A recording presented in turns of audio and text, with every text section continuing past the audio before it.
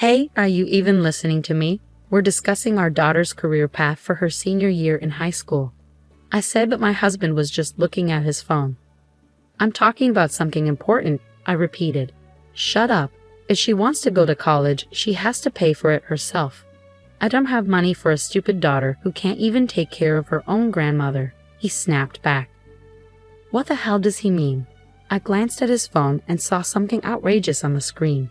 My husband Dave and I have been married for 18 years. Our only daughter, Anna, is a sophomore in high school. I ate very well, she said.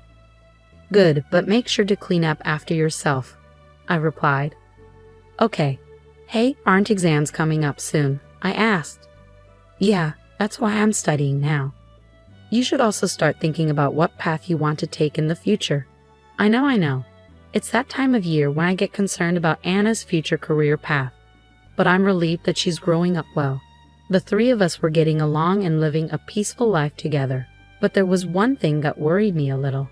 My mother-in-law, Judy, my own mother, passed away soon after I got married. At the funeral, Judy said and did something inappropriate. Mom, you're my son's wife now, so don't cry over something like this, she said. Huh. The reason she died so early was because of her bad behavior, Judy added insensitively, making fun of my mother while I was crying. What are you talking about? That's inappropriate. If you're going to talk like that, then get out. Dave was furious with Judy while I was too stunned to speak. Since then, I haven't had any contact with Dave's side of the family and haven't seen my parents-in-law. Judy's attitude was horrible, but I feel like my anger faded over time. It's not like we completely cut ties, and I wonder if it's okay for us to continue not interacting with them. They are Anna's grandparents after all. That's what I think about sometimes. Then, I received the news that my father-in-law had passed away. Since he was Dave's father, we attended the funeral. Judy was in tears, looking weaker and smaller. I guess she was grieving deeply over the loss of her loved one. A few days later, Dave was staying at his parents' house for the funeral and inheritance procedures. When he returned home, he proposed that we move in with Judy. My mother is the only one living in their house now, and she seems very depressed, Dave said. I see, I replied, picturing Judy crying alone. With my father-in-law gone, she must be feeling very lonely. I understood why Dave was worried. I was thinking that we could move in with her. Please, Dave said. Yeah, okay, I agreed in the end, and we moved into my parents-in-law's house. But once we started living together, things took a turn. I look forward to living with you, Judy, I said. You haven't done anything great as a wife until now, so you should work hard to make up for it, Judy retorted. Now make me some tea quickly. Can't you see I'm depressed here? You should be more considerate. How dare Judy take it out on me? I decided to move in with her because I thought she was lonely. But what is with her attitude? Dave and I both work, but he leaves all the house chores to me. Hey, is dinner ready yet? I just got home from work, Dave demanded. You're such a bad wife, ignoring what you need to do in the house when you're a wife. I'm really disappointed in you, Judy added. Why does she always complain about me so much? And now Judy began to blame Anna too. Hey, please go fold the laundry, Judy said. But I'm studying right now, Anna replied. What a charmless girl you are, just like your own mother. What? You can't even obey your elders? Girls are supposed to help around the house instead of studying. You're really annoying, Judy snapped at Anna. Anna, now in her adolescence, became rebellious towards Judy. Studying is useless. Doing the house chores is much more useful, Judy continued. You're freaking annoying, Anna retorted. My goodness, she's such a useless child, isn't she? Judy muttered. The relationship between Judy and Anna worsened, and I started regretting why we had moved in with her. I wondered why I had ever agreed to live with her. Meanwhile, Dave was gradually being brainwashed by Judy. I'm home, Dave said as he walked in. Welcome home, honey. Let me get your bag and jacket. You should sit and relax, Judy responded. Oh, thanks, Dave said. It's actually the wife's job to serve her own husband. I'd like to teach Clara all the things I do as a wife. But it's hard when she's not motivated and doesn't take me seriously, Judy complained. Really? Dave replied. When Judy lied and cried, Dave defended her and didn't listen to what Anna and I had to say. Clara and Anna are always harassing me. Please do something about it, sweetie, Judy pleaded. You're disgusting, harassing my own mother, Dave accused. I've never harassed her, I protested. She always crumples up my laundry and complains about everything I do. How dare you talk like that? You're not being a good wife at all. Grandmother's lying, and all you do is take her side, Dave shouted.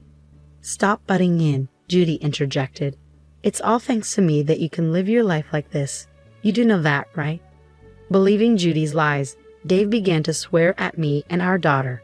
This became a frequent occurrence, and as Anna became a senior in high school, the situation didn't improve. On the day of a parent-teacher conference at Anna's school, I attended as always and told Dave about it. After dinner, we discussed it in the living room. Anna is thinking about going to college, I said.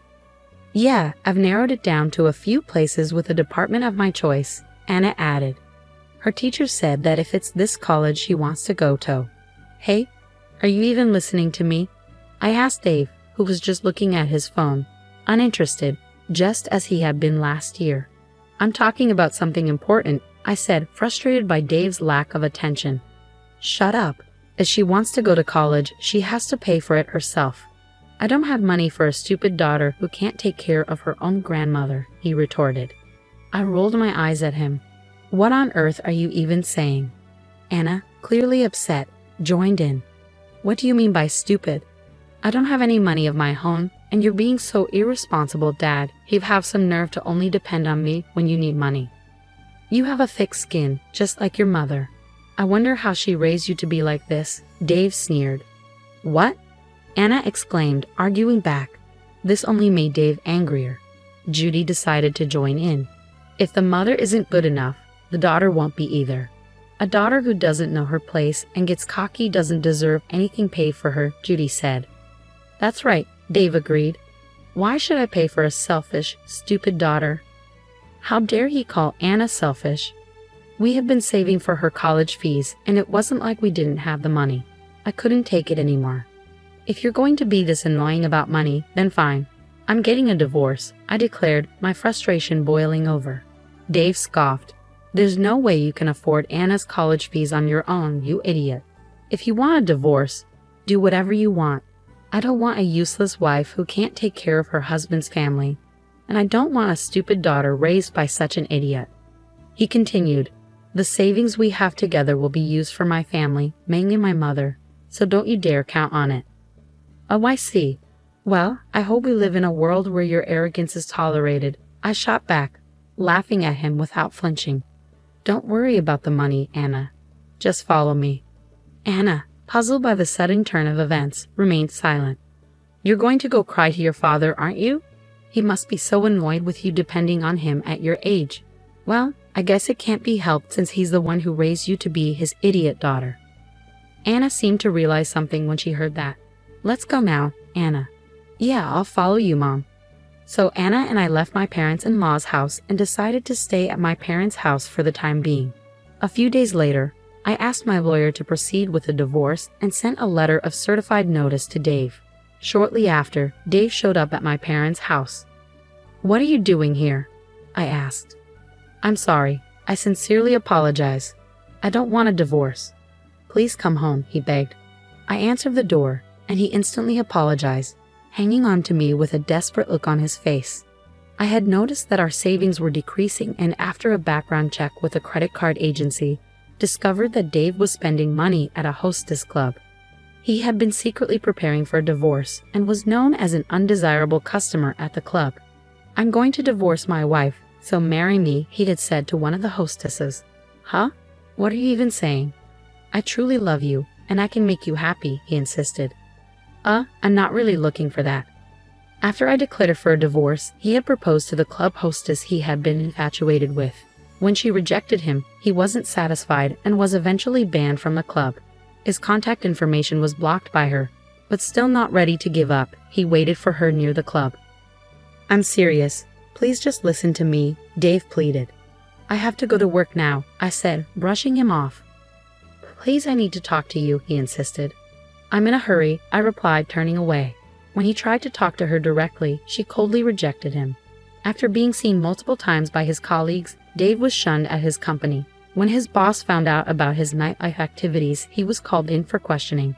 "I heard that you've been stalking a club hostess. I'm not impressed with that kind of behavior," his boss said. "I'm serious about our relationship and thinking about marrying her. I really love her," Dave explained. "I understand your feelings, but I'm not sure if she feels the same way about you," his boss replied. "If I get to talk to her properly, she will understand," Dave insisted.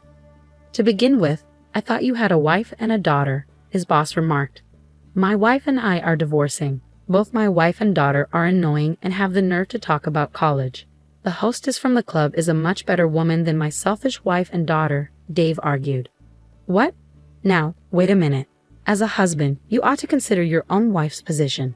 Did you even listen to your wife properly? You only listen to what your mother has to say. Besides, you don't take your daughter's college talk seriously, but you're into another woman. How dare you think that what you're doing is good enough as a father? You better cool your head," his boss said sternly. "Yes, sir," Dave replied, shaken. Dave was demoted and given a pay cut. I sent him a certified letter demanding a divorce and custody of Anna. I also demanded a division of property and compensation for the money he spent at the club. "I'm really sorry. I was wrong. Let's start over," Dave pleaded. "Even if we don't get divorced, you still have to pay for the money you spent behind my back," I pointed out. "What?" Dave was surprised. I sighed in disgust. "You left all the house chores and taking care of your mother to me. I can never get back together with someone who tries to live a happy life while playing around with young girls. I refuse to get back together with him once and for all." Then Anna showed up. "I'm really sorry. I'll be a good father to you. Let's start over," Dave begged. Anna glared at him coldly. "Do you have any idea what I've been going through these past few months? If you think you can be forgiven with one light apology, you're stupid. Just because I'm in high school, you look down on me. A father who takes away his daughter's future options but plays around and pays other young women is too creepy and gross for me." Dave couldn't hide his shock at Anna's rejection. He slumped his shoulders and left. Soon after, he was completely depressed, rejected by the hostess at the club as well. Eventually, Dave gave up trying to get back with me and paid the fees I claimed. The money he spent at the club and the alimony were covered by his inheritance from his father. But it wasn't enough, so the rest was paid in installments. The monthly alimony and child support payments were difficult for Dave, who had a pay cut. After the divorce, Judy visited me once at my parents' house. "You have made my life difficult. I forgive you, so you should forgive my son and come back home," Judy screamed at me from the front door. "I'm so fed up with my selfish mother-in-law always looking down on me," I said. I called Dave, and he rushed over to pick Judy up. "Mom, what are you doing?" Dave asked. "I'm telling your stubborn wife to get her act together," Judy said. "I'm not his wife anymore. I have a record of what you've been saying to me when we lived together, so I can file a claim for alimony if that's what you want," I replied calmly.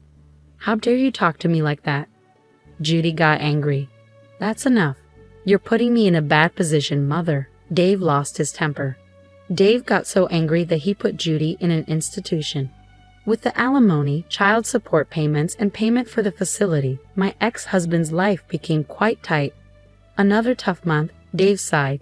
He had to do all the house chores himself and was living a lonely life. My daughter and I were spending peaceful days at my parents' house. Despite everything that had happened, she was doing her best to pass the entrance exam for college. "Here you go, your dinner," I said, handing her a plate. "Thanks, I was just getting a little hungry.